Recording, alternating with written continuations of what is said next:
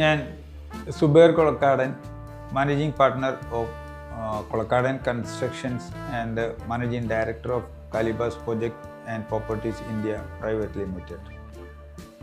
കഴിഞ്ഞ 40 വർഷത്തിലധികമായി കൺസ്ട്രക്ഷൻ ഇൻഡസ്ട്രിയിൽ ഒരുപാട് കെട്ടിടങ്ങൾ നിർമ്മിച്ചുകൊണ്ട് നിലനിൽക്കുന്ന ഒരു സ്ഥാപനമാണ് കൊളക്കാടൻ കൺസ്ട്രക്ഷൻസ്.